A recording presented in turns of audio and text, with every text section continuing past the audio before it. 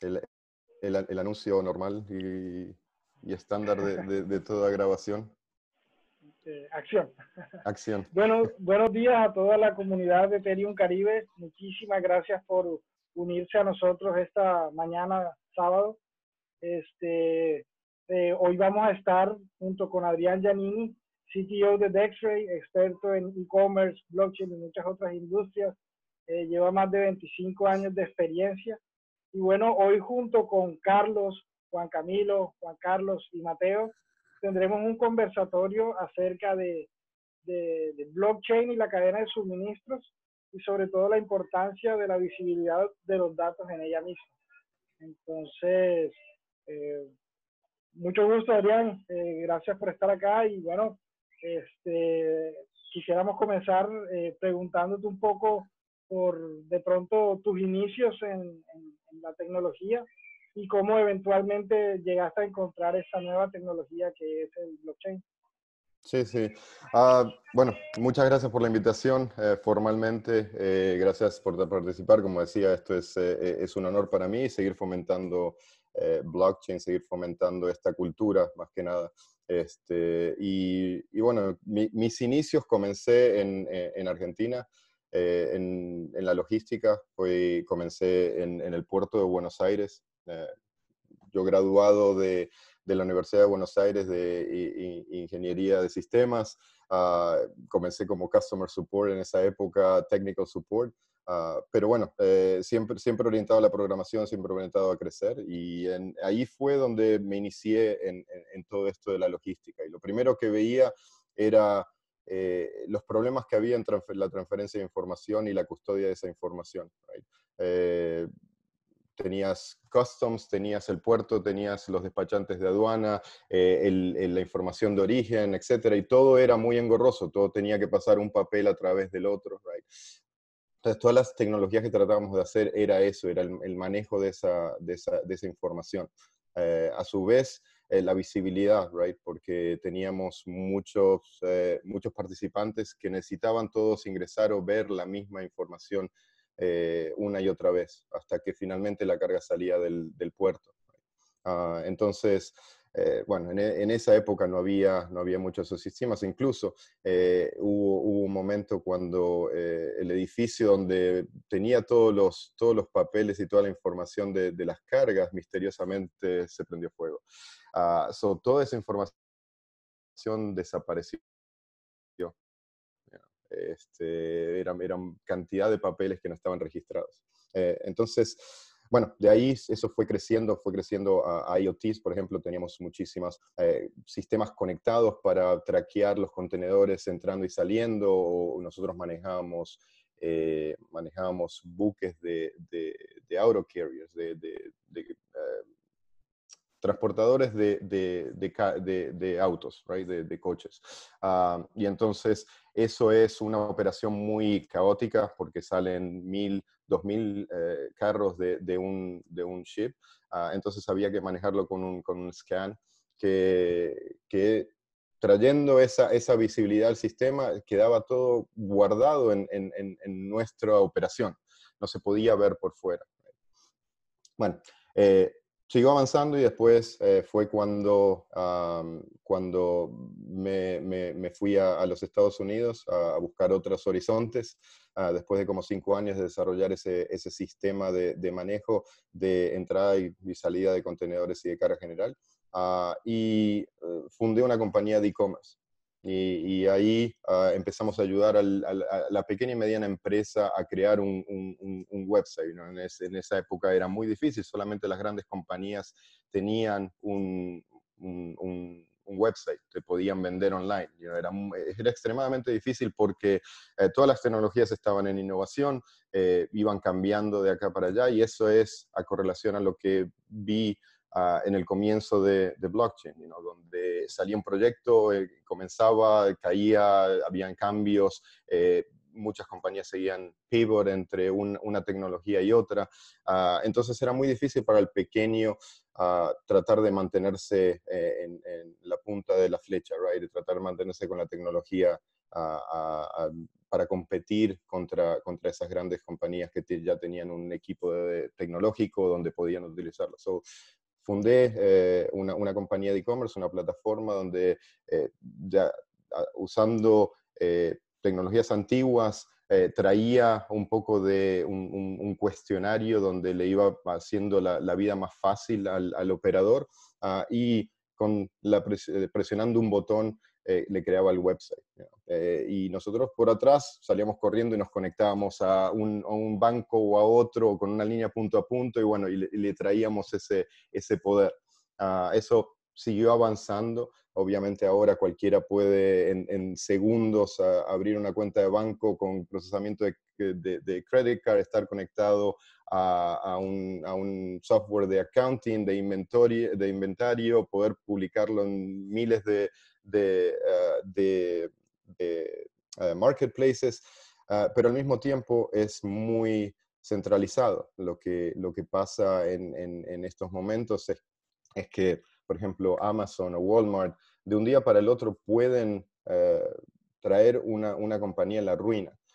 Uno pone todos sus productos ahí, ellos traen el tráfico y por X o por B le pueden cancelar el website inmediatamente, o pueden eliminar comentarios de la competencia, right? Uh, sin que haya ninguna visibilidad para el usuario. Entonces, si alguien tiene malos comentarios, pero Amazon o Walmart está en favor de esa compañía, puede ayudarlo y puede perjudicar a la otra que quizás está haciendo bien las cosas, pero no tiene ese contacto, right? Entonces, trae mucho, ¿por qué lo traigo a cotaciones? Porque eso es otra cosa que la blockchain ayuda, es mantener esa visibilidad, mantener esa inmutabilidad de la data para que no hayan esos problemas. Y al mismo tiempo, traer otras tecnologías de descentralización que ayuden a crear marketplaces de cooperación entre los usuarios, y no que haya una persona o una compañía que se beneficia del esfuerzo de los demás y sin poner mucho de sí. Right? Entonces, nada, ahí fue, después de trabajar en esa compañía que todavía sigue funcionando, es cuando conocí al co-founder de Dextrade, que creo que está acá, creo que lo vi entrar, Héctor Hernández, gran visionario de la industria de la logística. Él vio en su momento de su lado donde existen estos silos de información, donde no hay cooperación entre empresas, donde el blockchain ayuda a mantener una visibilidad, pero a su vez cooperación entre las partes. Y a pesar de que es una industria muy, uno la toca en el día a día, porque todo lo que uno ve, o sea, si ve alrededor de su mundo, todos los productos que fueron traídos por la logística, fueron traídos por el supply chain, right? No existe, no hay una gran optimización de esa industria, ¿verdad? Y todos lo terminamos pagando. Entonces, él vio que utilizando smart contracts, utilizando la información y el poder que tiene, podría, lo que se llama streamline, podría optimizar todos los puntos de compartir la información, de los pagos, de la visibilidad, y así optimizar ese proceso. Right? Después, bueno, eso siguió creciendo. So, me comentó esa idea y inmediatamente salté a esto. Creamos el producto desde nuestro equipo en Barranquilla. Ahí hay un equipo de gente excelente, pero siempre moviéndonos en un ambiente donde muchas de las tecnologías todavía están creciendo, right? Entonces fue como inicialmente un proceso muy lento, donde íbamos adaptando una cosa u otra y después volvíamos para atrás porque eso no funcionaba, porque quizás en el caso de los ICOs, el gobierno de los Estados Unidos dijo, no, esto no es así.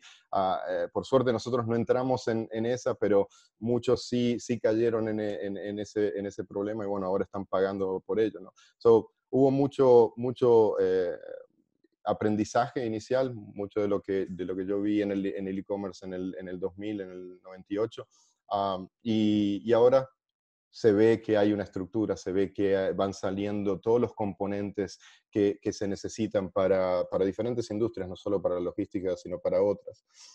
Proyectos como, bueno, todo lo de DeFi aplica, Ocean, por supuesto, con la parte de data, hay Chainlink con la parte de IoTs y Oracles, o sea, hay muchísimos proyectos que están sólidos, que tienen un gran follow-up, y que tienen una tecnología excelente. So, de ahí estamos aplicando todo eso a ayudar a las empresas a seguir cooperando entre sí, y pudiendo competir o pudiendo competir contra las grandes compañías que quizás tienen esos silos donde tienen mayor movimiento, donde pueden operar en otro ámbito, right? So traer esa tecnología para que todos puedan cooperar. Sí, sin duda alguna, la promesa de la blockchain, una vez consolidada, puede ayudar muchísimo a todos estos problemas que se están evidenciando en la cadena de suministros. Hay que ubicarnos en el Caribe, porque acá estamos. Entonces, si nos ponemos a pensar en todos los problemas que tiene la cadena de suministros estadounidense, con todo y que probablemente sea la mejor del mundo, la cantidad de camiones que se manejan vacíos, la cantidad de esfuerzo no remunerado, la cantidad de contaminación que se produce por eso, la cantidad de mantenimiento que hay que pagar en las carreteras. O sea, si uno empieza a sumar, los costos se vuelven gigantes, y todas esas pequeñas partes que faltan por optimizar terminan generando un impacto grandísimo. Y sin embargo, son las mejores. Entonces, ¿qué tanto por mejorar no tenemos nosotros en el Caribe? Y yo creo que ese es uno de las cosas que nos motiva mucho, porque esta visión que es bastante ambiciosa, la idea es que no solamente se quede en Estados Unidos, sino que pueda ser replicada en muchos otros lugares que también necesitan incluso mucho más todas estas mejoras. Sí, obviamente ahora todo el mundo en la comunidad está muy enfocado en DeFi, right? Todo es DeFi, todo es cryptocurrency, todo es stable tokens, y protocolos de financiamiento, pero esa es una, y realmente es importante. Pero yo creo que el valor social, el valor socioeconómico, el valor del blockchain, de la información y de la colaboración es lo más importante de esta comunidad. Sí, obviamente vas a tener los grandes players, los bancos y la gente que quiere hacer plata, empujando DeFi, empujando todo esto, y es genial, pero vos lo mencionaste, o sea, la parte de, por ejemplo, el medio ambiente, right? La contaminación y el tráfico sonoro, el tráfico de las carreteras, es un gran problema en muchas de las grandes ciudades, right? Y blockchain puede ayudar a eso, aunque no lo creas. O sea, una de las cosas que nosotros impulsamos es, bueno, como te dije, la colaboración, pero ¿qué es lo que pasa? Por ejemplo, vamos a decir que hay un camión que está yendo de un punto A a un punto B, y otro camión que está yendo de un punto B al punto A, right? O se encuentran en el camino. Ellos podrían, teniendo la visibilidad y la colaboración dentro de un protocolo como el nuestro, de juntarse y volver al destino sin tener que tener un viaje vacío de un lado para el otro, right?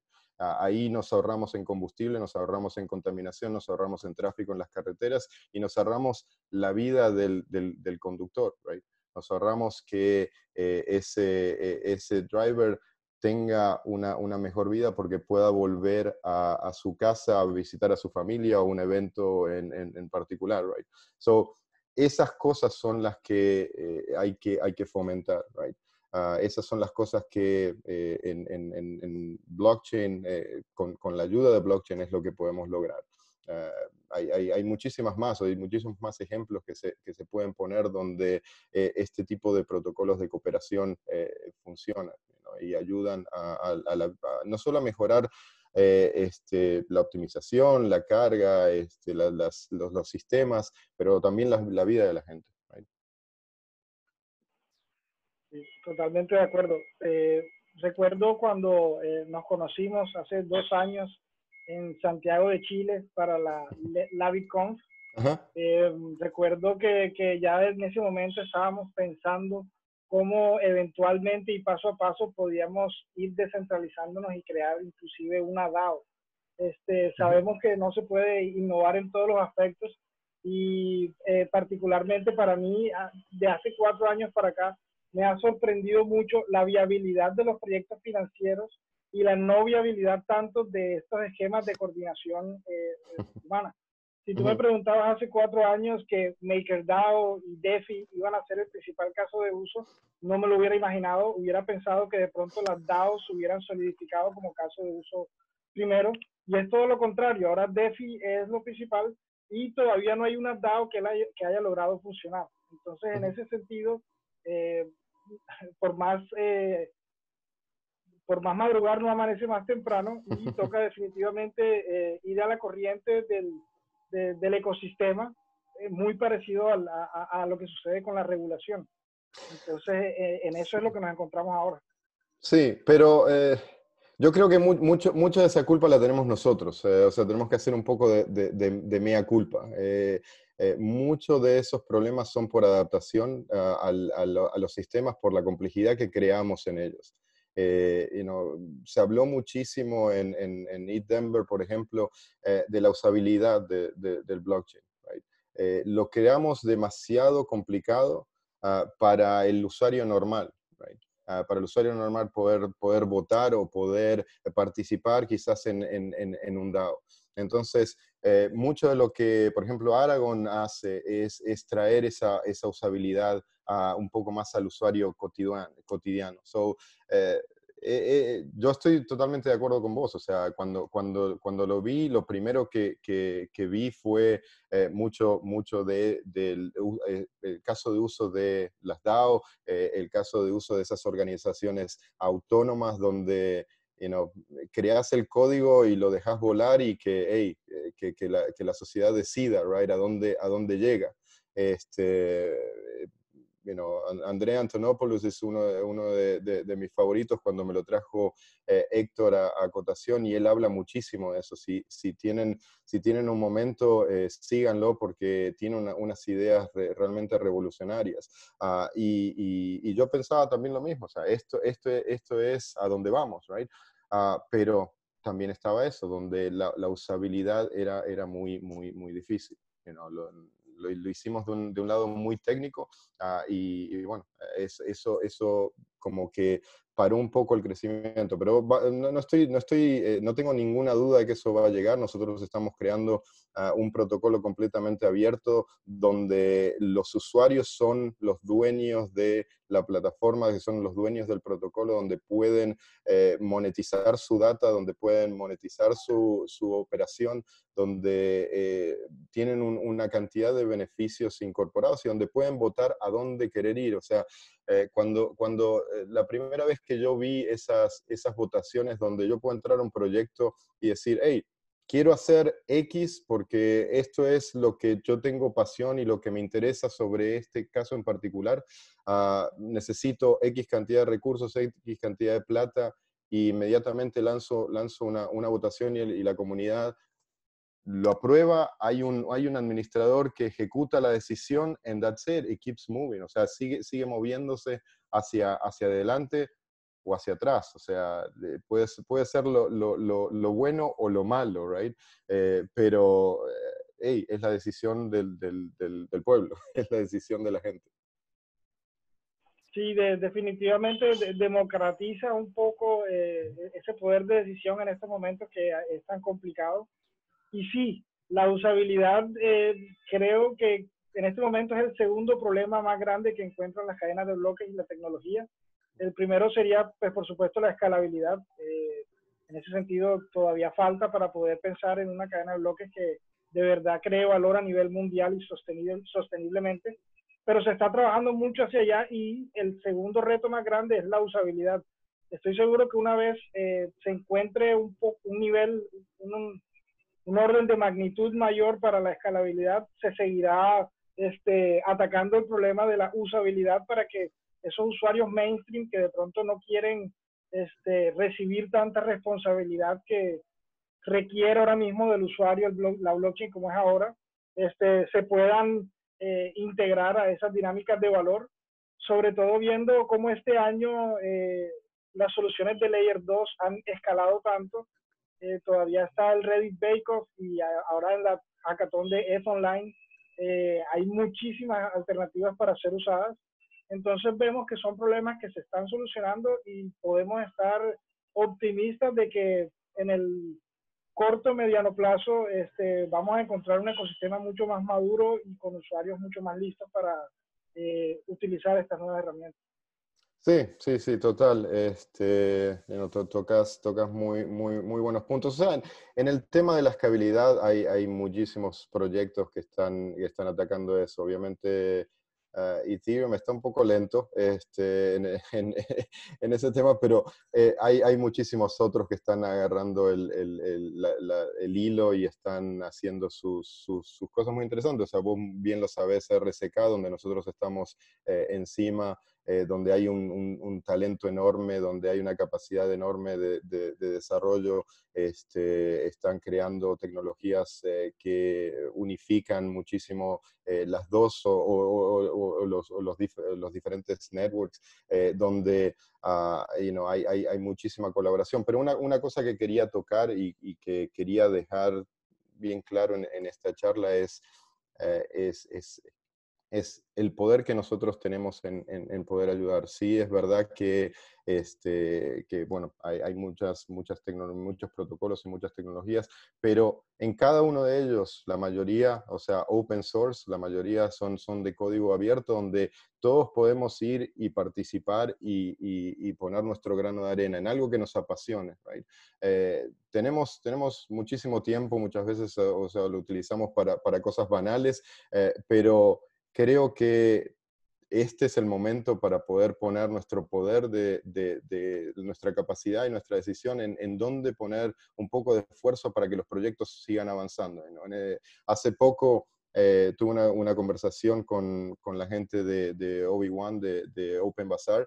Están pasando por una situación difícil. O sea, fue uno de los proyectos que más me apasionaron cuando comencé, obviamente un poco porque, bueno, tocaba la parte e-commerce y tocaba la parte de descentralización, dos cosas que me apasionan, y siempre lo seguí, lo apoyé mucho con el esfuerzo, pero fueron cayendo en ese problema de comenzar demasiado temprano, right?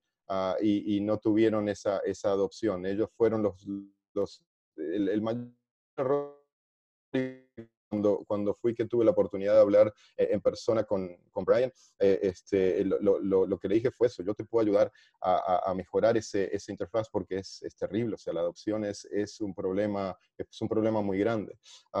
Bueno, ahora están pasando por un problema ya de no saben si van a continuar o no, right? Entonces estamos poniéndole un poco de backup con RSK, con Taringa, que es su comunidad social, a ver si podemos llevarlo para adelante, right?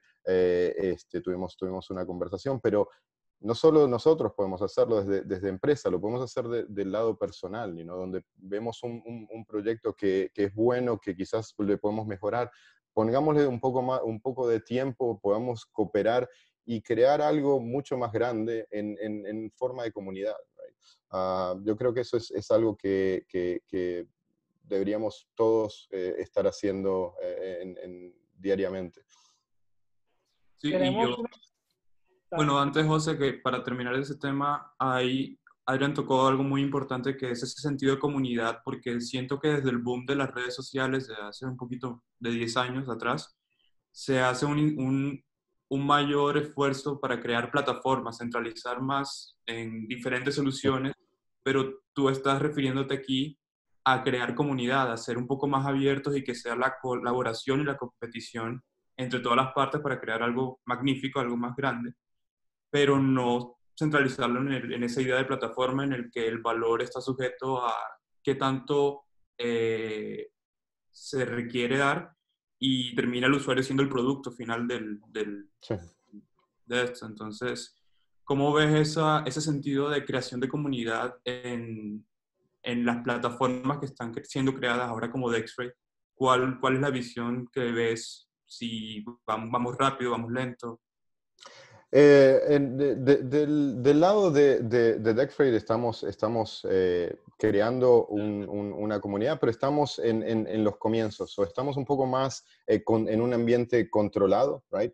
Hemos creado un producto muy abierto a través de Open APIs y a través de tener la información en un network público. Nunca quisimos tener un network donde esté cerrado, donde esté controlado, o sea, donde tengamos la posibilidad de eliminar o traer, pero estamos en una industria donde es muy regulada, dentro de los Estados Unidos la industria de la logística es algo regulado por el gobierno, entonces tenemos que mantenernos con que esos participantes que son parte de una organización tienen que tener cierta validación, right?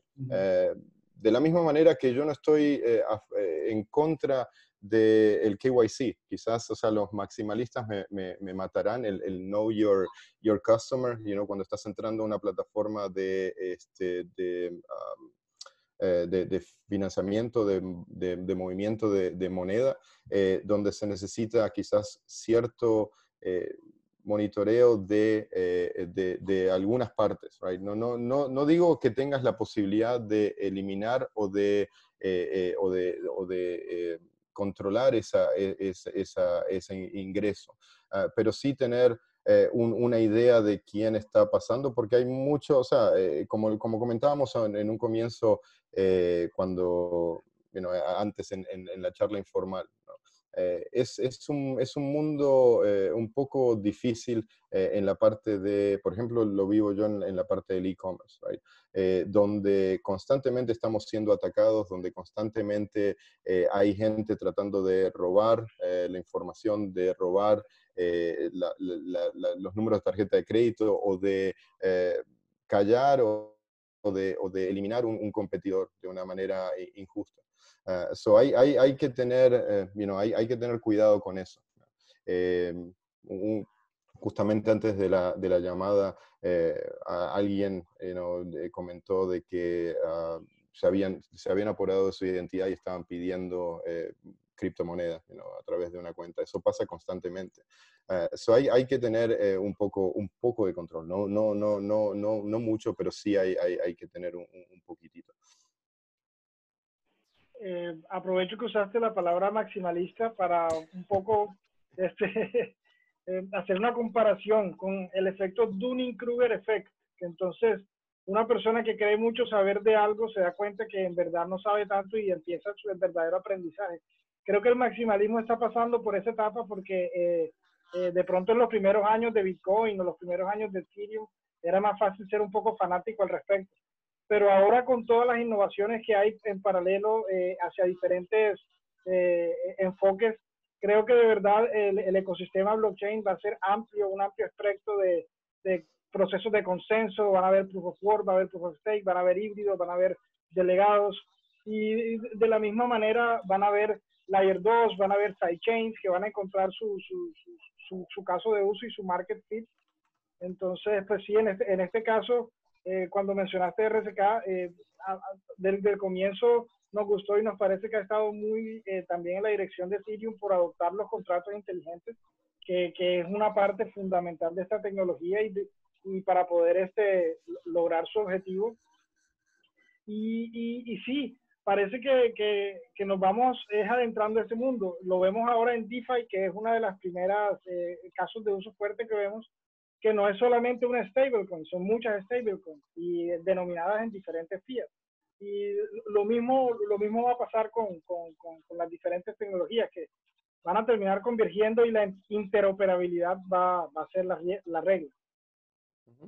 Sí, no, eso sin duda. Creo que desde un comienzo lo vimos donde salían chains everywhere y cómo hacías para operar de un lado para el otro. En todas hay algo positivo, hay algo negativo y querés tener esa posibilidad de moverte de un lado para el otro, de tener full control, hacer una especie de network de networks, ¿no? Donde puedas moverte de un lado para el otro con libertad y con autonomía.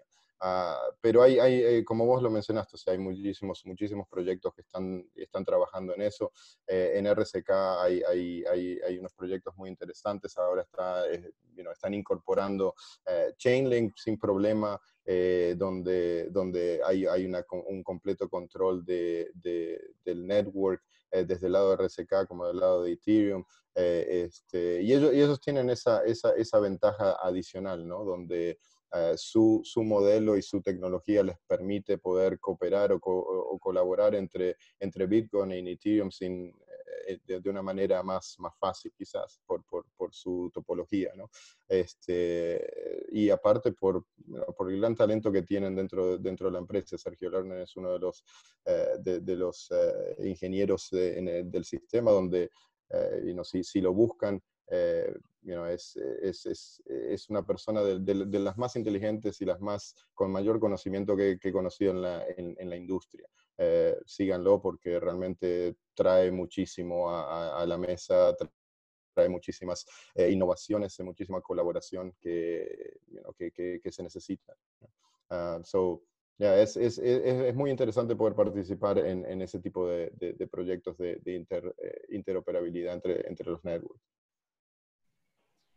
Aprovechando ese último aporte que hizo Sergio Lerner, en el cual el Improvement Proposal hace tanto parte como Ethereum como de RSK paralelamente, me parece fantástico, de verdad. Sergio, un genio, y es un gusto y un privilegio que sea parte del ecosistema y nos ayude a echar para adelante todos los días. Aprovecho para poner una pregunta del público. Gustavo Solmot desde Bogotá nos pregunta: ¿es bien sabido el costo energético por cada transacción en blockchain? Se dice que consume la energía de un país como Dinamarca. Me imagino que estará hablando de Bitcoin. ¿Qué medidas de contingencia frente a la huella ambiental existen? Gracias. Bueno, nosotros en nuestro caso particular, o sea, tenemos esa ventaja. Al estar sobre RSK, ellos tienen un sistema de merge mining, right? So, lo que significa es que utilizando el hash power de Bitcoin, de la red de Bitcoin, ellos, el byproduct de ese cálculo, lo utilizan para hacer el mining de RSK. So, básicamente, nosotros estamos eliminando el consumo de nuestro lado porque estamos utilizando las transacciones ya de Bitcoin. Obviamente no podemos parar lo que hace Bitcoin, pero al utilizar el producto que sale de esa transacción para hacer el anchor de las nuestras, nosotros estamos eliminando nuestro consumo right there. Adicionalmente a eso, tratamos de acumular la mayor cantidad de información posible para no tener que estar registrando cada una de las transacciones. Por ejemplo, podemos utilizar Lumino Networks para hacer un canal de pagos, right? Lo que hacemos es crear un canal de pagos entre las partes, y eso se maneja por fuera vamos a decirlo, off-chain, right? Estamos moviendo las transacciones. Una vez de que ya todas las transacciones se cubrieron entre el nodo A y el nodo B, tomamos el resultado final y eso es lo que hacemos el anchor dentro del main chain, right? Entonces, de esa manera, todos los micropagos que sucedieron durante un periodo de tiempo no consumieron nada de hashing, no consumieron nada del power del network, sino fue una transacción peer-to-peer entre las partes, right? Y lo que ponemos es el resultado en la transacción. Vamos utilizando diferentes métodos. Merkle Trees es otra de las cosas que utilizamos para crear diferentes nodos donde, bueno, la información se va acumulando por fuera, creamos un Merkle Tree y lo que terminamos grabando en el chain es el root de ese Merkle tree. De esa manera podemos tener visibilidad por fuera y podemos tener accountabilidad de que la data no fue modificada porque estamos revisando el root de ese Merkle dentro del chain. So hay muchísimos factores que se pueden utilizar either del lado de la data o del lado de las transacciones, diferentes tecnologías y protocolos que hacen que eliminemos las transacciones on-chain, pero a su vez mantengamos la visibilidad, mantengamos la inmutabilidad de la data y podamos movernos hacia adelante sin seguir consumiendo más. También somos muy, muy conscientes de que estamos en la industria de la logística. Ustedes vieron los camiones moviéndose en la calle, son gigantes, consumen cantidad de gasolina, es orientado al environment y a cómo podemos mejorar eso. Sea del lado del camión, sea del lado de cómo maneja el driver, o sea del lado del consumo de electricidad por los servicios que nosotros prestamos. Perfecto. Juanca, Bueno, Adrián, me gusta que hemos tocado un poco un tema que se abordó en la sesión anterior con Jordi Bailina, y fue un poco este tema de que primero está lista la tecnología y luego hay una adopción social. Entonces, en la charla pasada, Jordi decía que, bueno, que un boom que se vio debido a la pandemia fue, por ejemplo, la adopción social de estas reuniones por videollamadas, y era una tecnología que ya estaba implementada, pero pues que ha tenido un boom y que definitivamente nos ha ayudado mucho a conectarnos con toda América Latina, porque si bien las reuniones presenciales tienen el contacto, también esto nos permite que tengamos un público descentralizado. Aquí tenemos pues un público que representa también entre varios países, a México, a Chile, a Colombia, a Argentina. Entonces, rescato completamente eso que dices de que el valor social de la tecnología se refleja mucho, el valor económico de la tecnología se refleja mucho también en sus casos de gustos sociales. Entonces, en ese sentido destaco mucho el hecho de la aplicación para el transporte, para la logística. Pero yo de pronto también estoy un poco en contra de vender todo esto como color de rosa.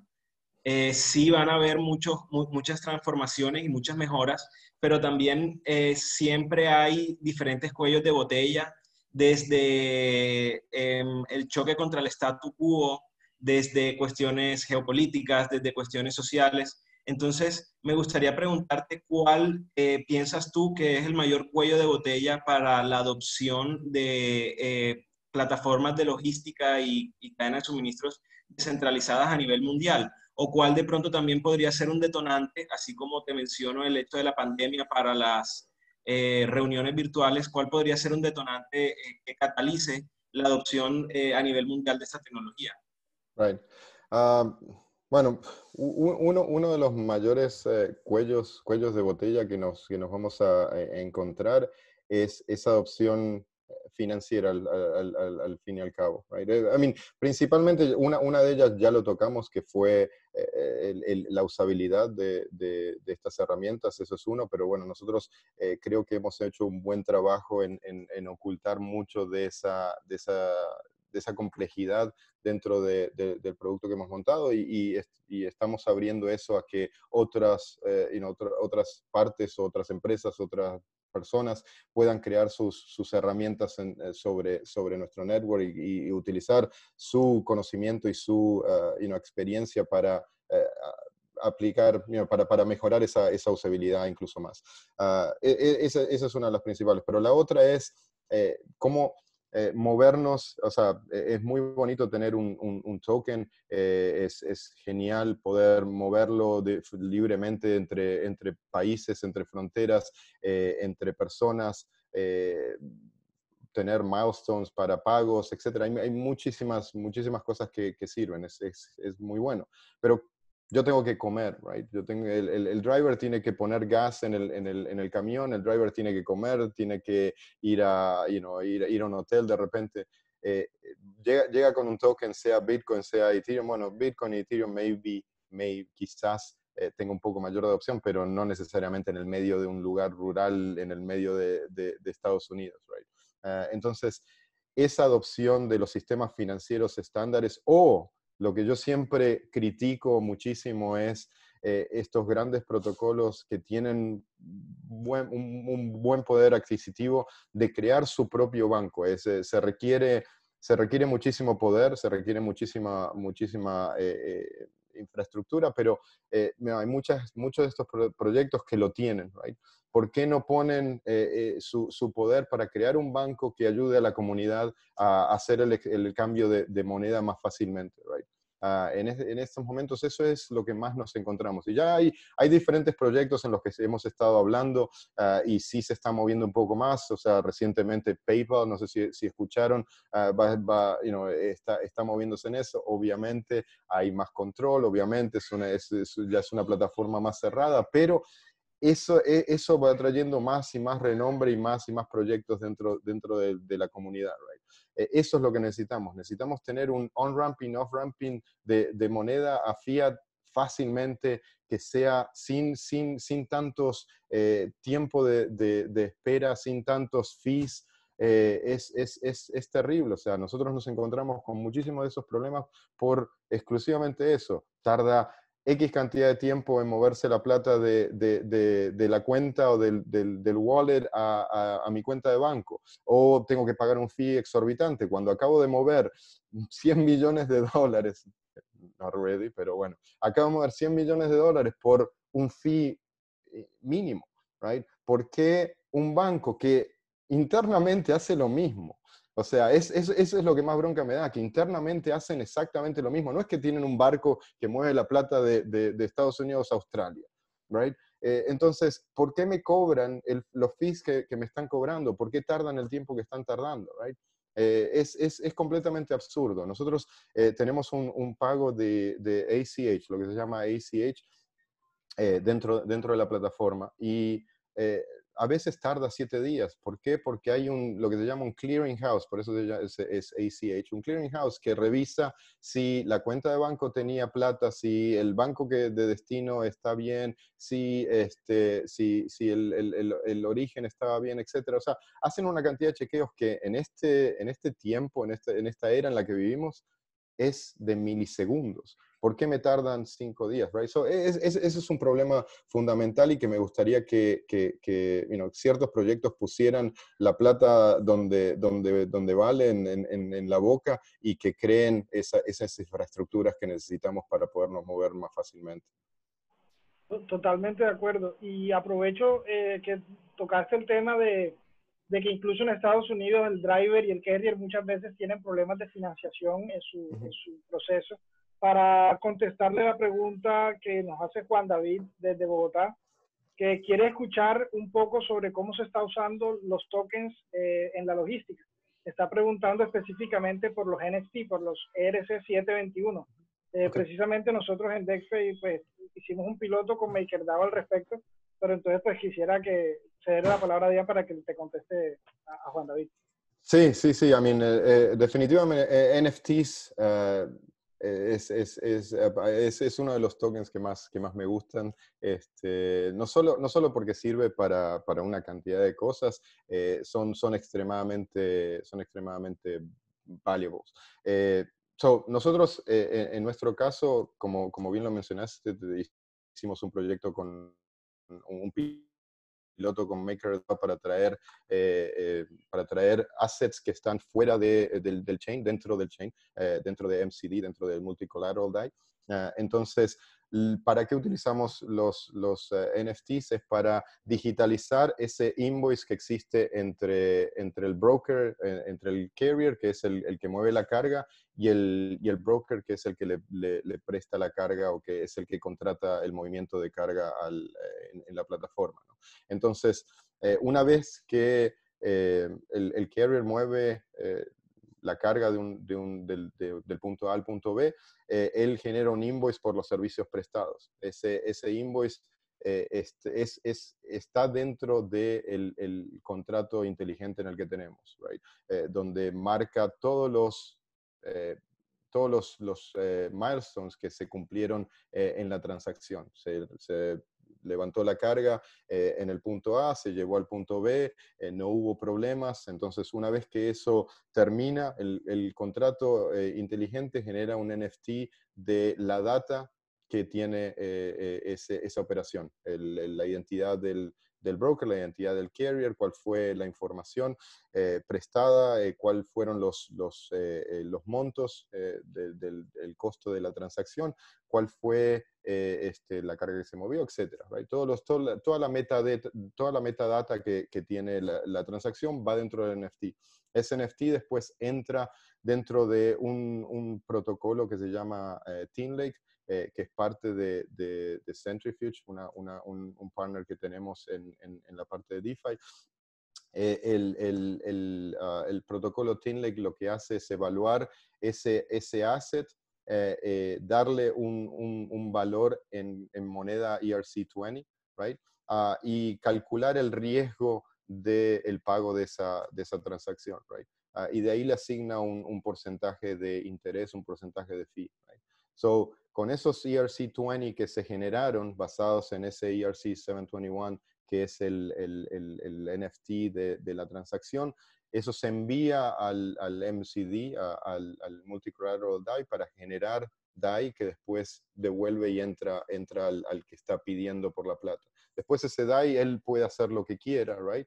Y una vez que el broker termina pagando la transacción, se cancela la deuda y se devuelve toda la plata y el NFT se transfiere del TeamLake, de donde se puso como colateral, de vuelta al control del carrier, o en este caso se destruye porque ya la deuda fue pagada. Right? Esa es una de las cosas en las cuales usamos NFT. La otra, obviamente, ustedes han visto Ocean, ERC998, el Composite Token utiliza también estos ERC para guardar la metadata de la data que se está poniendo dentro de la plataforma. Utilizamos eso para mantener la información y poder ser transferida de un punto al otro, right? Del que tiene el control de ese asset o de esa data o de ese collectible, en el caso de William Shatner y sus collectibles, no sé si lo han visto. Uno puede registrar en objetos valuables, ponerlos y digitalizarlos en el network y después transferirlos, ver su origen, ver su trazabilidad, provee esa visibilidad completa. Del lado de Centrifuge, lo que nos permite es, al ser un protocolo peer-to-peer, nos permite generar pruebas de la información. Yo no tengo que compartir absolutamente toda la información que está dentro del NFT. Yo puedo crear una prueba de, vamos a decir, una compañía que está calculando mi riesgo de crédito, right? Yo le puedo compartir cuál fue cuál fue el origen y el destino, si se completó o no, y quién es el pagador de ese invoice, right? Y ellos, participando dentro del network, pueden recibir la información sin tener que recibir el control absoluto o sin tener que ver absolutamente toda la data, porque hay mucho de privacidad dentro de la logística. Hay ciertas partes que no pueden ser compartidas, no pueden ser públicas. Uno puede limitar esa información a través de Centrifuge Protocol utilizando NFTs. Es un token extremadamente valuable, no solo en lo que tiene, sino en el uso que se le puede dar. Y creo que todavía no hemos encontrado todos los use cases que se le pueden dar realmente. Sobre todo con el detalle de composibilidad, que es el que se refería Juan David en la pregunta, en la que tú solamente no hablarías de un RC721, sino que integrarías muchos tipos. Sería un RC20 con un RC721, entonces podrías vincular, digamos, el DAI con la invoice de la carga que estás haciendo y con otro montón de información más en una sola token que tú la puedes mover a la tienda, al que te está vendiendo el gas, al tipo del hotel, etcétera. Entonces, esa abstracción mucho más compleja es la que de pronto le dará mucho más valor en el futuro. Sí, no, total. Y bueno, o sea, en el caso de Ocean, de la manera en que ellos utilizan el 998, es extremadamente innovador. A mí, no solo por lo que están haciendo, sino por lo que quieren lograr. Right? El hecho de poner todo junto dentro de ese token va a crear esa movilidad dentro del network que no se puede achieve, no se puede llegar en tecnologías centralizadas como por ejemplo si tenemos todo en web services, en AWS o cosas así, right? So, el protocolo Ocean es algo que cuando caímos dentro de ese loop, de ese rabbit hole, fue algo que no nos prendió la lamparita, y por eso estamos colaborando con ellos, creando un marketplace de data donde los participantes de nuestro network puedan compartir la información sin tener que distribuir la información. Y no solo eso, sino, bueno, ellos pueden monetizar, eso es un gain personal, pero un gain del network es que esa data después puede utilizarse dentro de Machine Learning Algorithms, componiendo todo diferentes datasets y generar un resultado final que es comparable al que tienen compañías gigantes como Amazon o Walmart por su network y por su alcance, right? Entonces, de esa manera estamos llevándole la información y la tecnología que necesita a un camionero que tiene 2 camiones, el mismo poder y la misma información que tiene la red de Amazon o de Walmart, que tiene miles de camiones, right? So es muy interesante y apasionante. Ampliando tu respuesta un poco, de verdad que ese estándar de computabilidad, de verdad que parece tener unas aplicaciones muy impresionantes que todavía no conocemos. Me pongo nada más a pensar, una token 998 integrada en Uniswap. Imagínate, tú podrías entonces intercambiar tanto el NFT que representa el invoice como con el pago en la misma transacción. Todo en lo mismo, right? El gas, los costos, todo. Impresionante.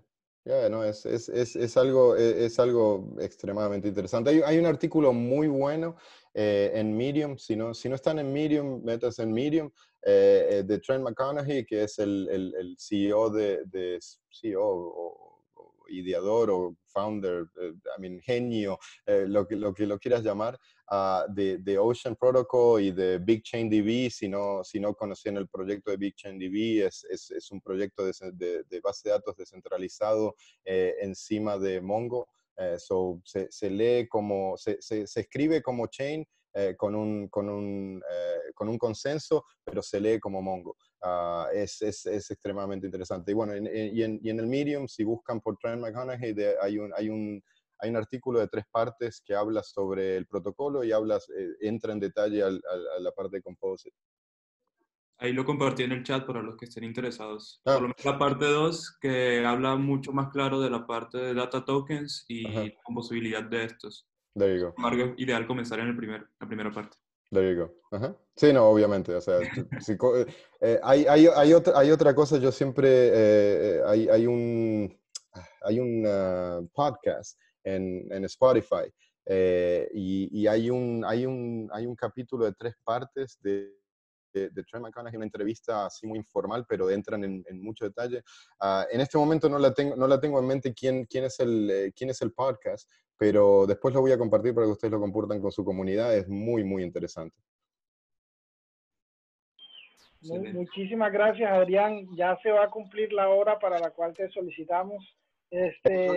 Yo me puedo quedar más. El problema es que mis hijos van a empezar a entrar en la... ya va a empezar a dar la histeria. Sí. Pero si quieren, nos quedamos más, no hay problema.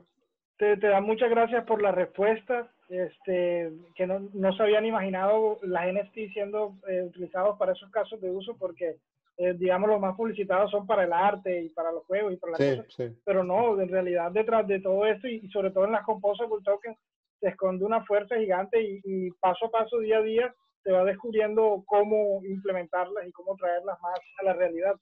Eso es lo bueno, y una cosa, como dije creo que en un comienzo, una cosa que quiero que se queden sobre esta charla y sobre lo que hemos hablado es eso, que estamos en un momento excelente, o sea, los que podemos participar en esta revolución, estamos como en la cresta de la ola y nos está llevando, right? So, tratemos de participar en los proyectos que nos interesan, en los proyectos que crean diferencias sociales, que crean diferencias en nuestro estado de vida. Yo siempre digo, en los Estados Unidos, por ejemplo, a uno le menciona los beneficios del blockchain al americano y te miran con cara de, I mean, yeah, what's the difference? O sea, el banco no me va a robar, esto no me va a cancelar. O sea, viven en un mundo completamente diferente al mundo en que, bueno, yo vivo en los Estados Unidos, pero soy argentino y sé y sufro lo que nuestros pueblos sufren en términos de, por ejemplo, el corralito. ¿Por qué blockchain o Bitcoin creció tanto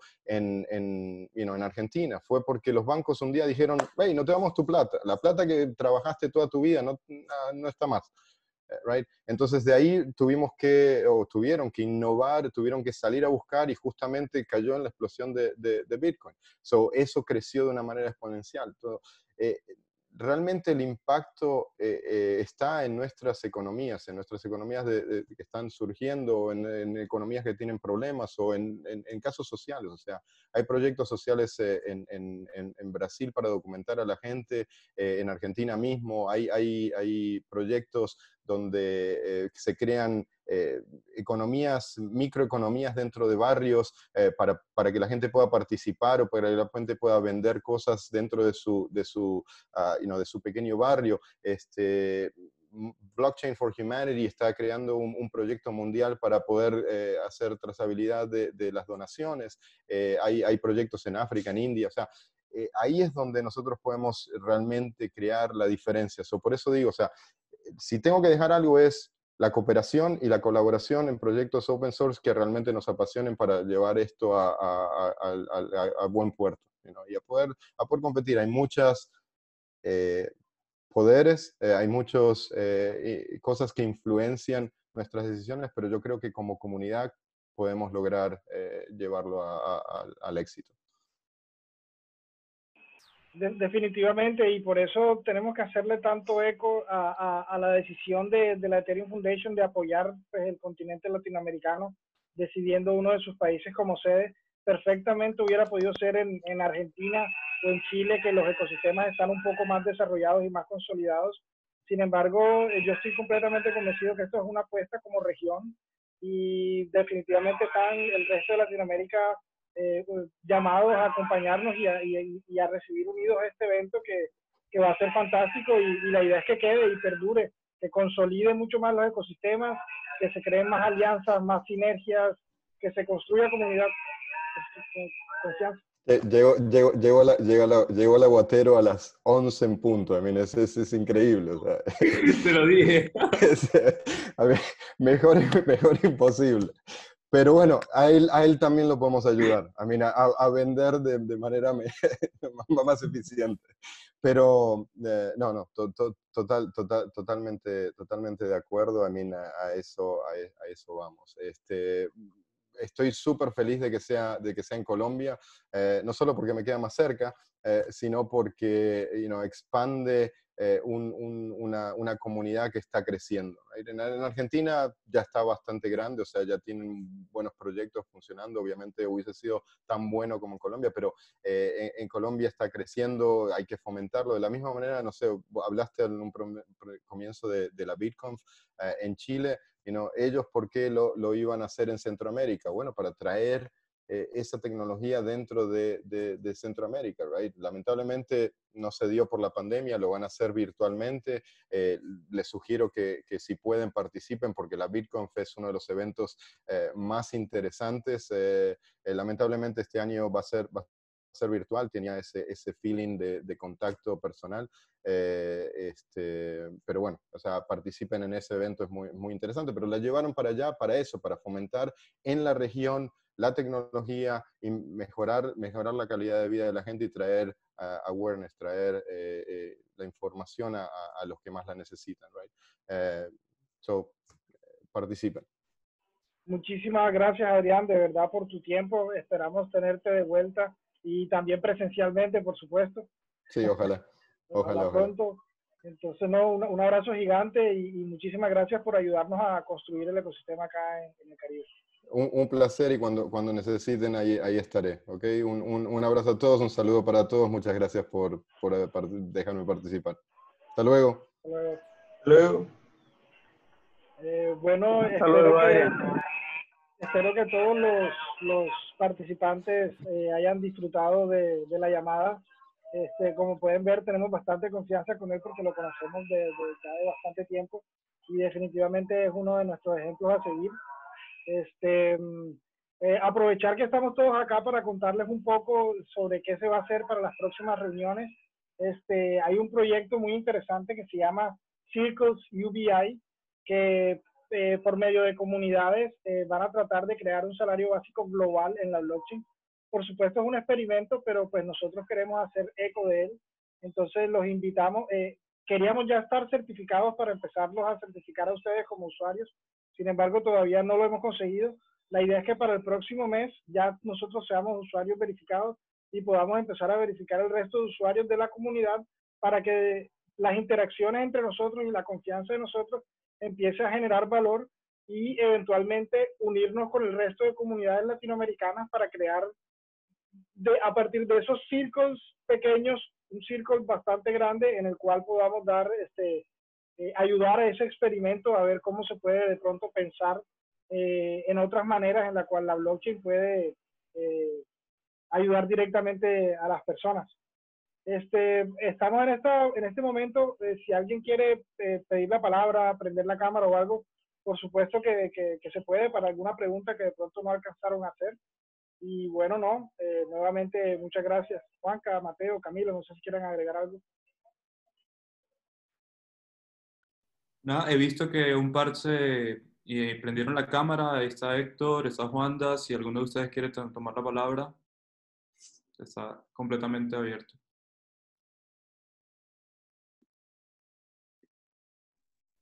No, darle las gracias a ustedes. Disfruto mucho estas sesiones. Y nada, si hay alguna otra pregunta sobre Dexfrey que quieran hacer, con gusto la atendemos. Alguien creo que hicieron una pregunta interesante al final, déjame ver. Ay, que me gustaría de pronto address. Un segundito. Alguien estaba hablando, Gustavo Solomón, hacía una pregunta sobre la complejidad de tener que seleccionar protocolos. ¿Se me escucha bien? Perfecto. Sí, claro, ustedes, la mayoría de los que están acá, tienen un background más técnico, y me refiero que él lo mira desde esa perspectiva, como programador, que quiero crear una solución, ¿cuál de estos protocolos debería utilizar? Desde la perspectiva del usuario, en el caso nuestro, la selección de un protocolo no es necesaria por el usuario final.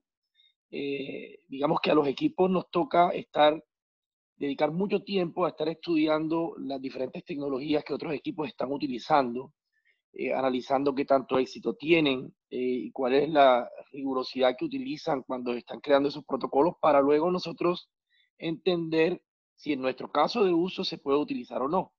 Pero finalmente el usuario va a interactuar con una interfase que no necesariamente es el protocolo. Entonces, digamos, yo pienso en estos protocolos como parte de un motor, y el usuario en realidad tiene un carro, no tiene las partes del motor. Entonces, es nuestro trabajo, el trabajo de un buen equipo que quiere lograr adopción, es hacer esa curación de esos diferentes protocolos, probarlos, ver si en realidad agregan valor al caso de uso en el que tú estás trabajando y luego ponerlo en marcha.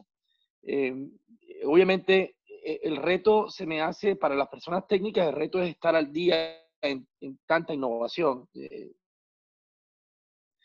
Yo, que soy un poco más viejo que ustedes, pues tuve el chance de ver algo de la revolución de los .com, y a pesar de que anduvo muy rápido, yo creo que el nivel de velocidad con que se están shipping products no tiene en cada uno de los networks, pero específicamente en el de Ethereum, es abrumadora y nada, toca, el día lamentablemente solo tiene 24 horas y toca ser muy juicioso y perder muy poco tiempo en Netflix y en cuestiones porque en realidad para poder estar al día hay que leer muchísimo, consumir mucha información.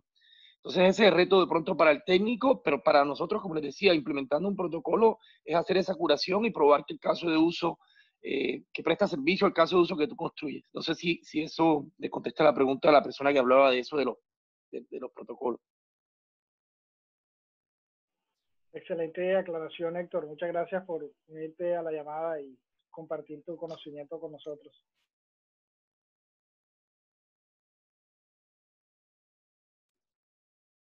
¿Alguna otra pregunta, comentario, sugerencia?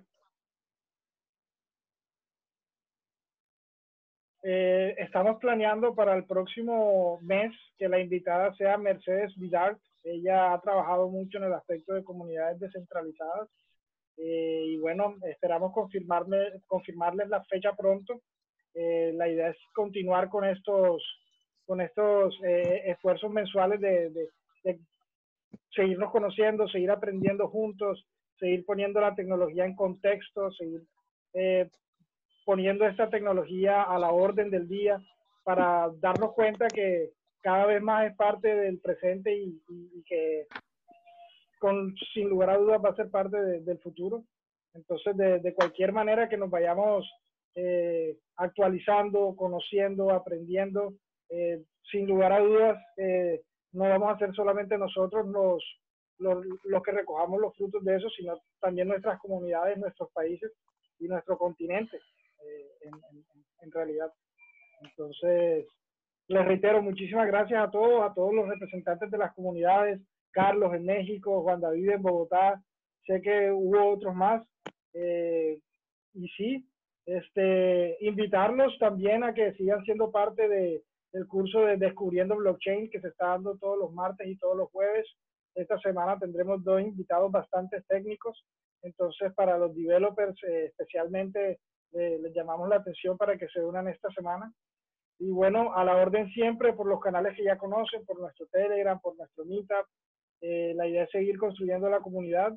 Y bueno, no, muchísimas gracias. Nos vemos hasta el próximo mes. José, perdón, yo tenía una pregunta y un comentario que me gustó mucho lo que decía Adrián de poderse involucrar y dedicar algo del tiempo, incluso él proponía de manera diaria, que sería muy interesante de ayudar a proyectos open source. Y en el caso de DexFright, está buenísimo poder entender un poco el código, entonces estaría muy interesante si ustedes nos pueden compartir, sí, no sé, supongo los repositorios de GitHub, porque creo que de las cosas que más disfruté de esta charla, que los felicito porque fue muy, muy buena la conversación con Adrián, es eso, la invitación que él hacía de aportar en proyectos de código abierto. Y bueno, en estos casos de logística, y a mí ya se me abre un mundo, porque antes asociaba NFTs únicamente con arte y videojuegos, pero veo que en logística se está innovando de una manera impresionante. Entonces, buenísimo si nos pueden compartir el código y la forma de colaborar, de empezar a conocer, y después si uno ve un interés y una forma de aportar, pues estaría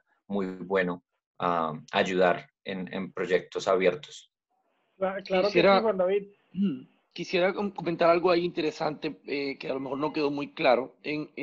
Cuando nosotros empezamos con DexFreight hace un par de años atrás, la idea original fue hacer el lanzamiento de un protocolo abierto, un protocolo open source, un protocolo que cualquier empresa o cualquier equipo, cualquier individuo alrededor del mundo pudiera contribuir a él. Por asuntos de regulación en Estados Unidos, en el tema de la implementación del token, que Adrián creo que lo mencionó, no fue posible hacerlo de esa manera en ese momento. A medida que esto ha ido madurando, nosotros lo que hicimos fue construir un Layer 2, es decir, una plataforma que aún es bastante centralizada, aunque tiene como objetivo una descentralización progresiva, pero ese Layer 2 encima de lo que sería el protocolo abierto, es el que hoy en día está construido y está prestando servicio a sus usuarios. Sin embargo, y esto de pronto es una noticia que los que pertenecen al equipo conocen, pero los que no la tienen muy clara, en los próximos meses vamos a estar haciendo un release de un protocolo de open source cuyo repo va a estar en GitHub.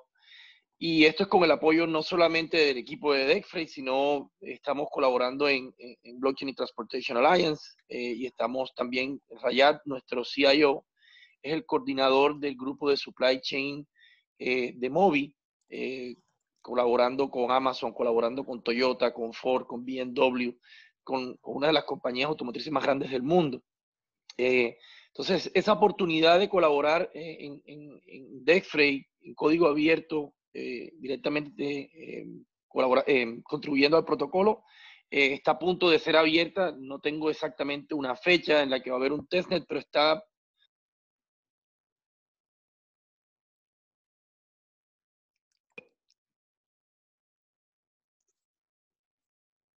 Perdón, se cortó un poco ahí. Estamos hablando de un par de meses. Entonces, ya aquí José en su momento le dejará saber a la comunidad una vez esté disponible para que puedan acceder y revisarlo y contribuir. Sí, Juan David, es un paso que hemos querido dar hace rato, pero que hemos sido muy pacientes al respecto, pero cada vez se acerca más el momento y por supuesto que la información toda será difundida en el momento que se pueda. Pero sí, claro, esa ha sido la idea desde el comienzo y para allá vamos y siempre ha estado súper claro.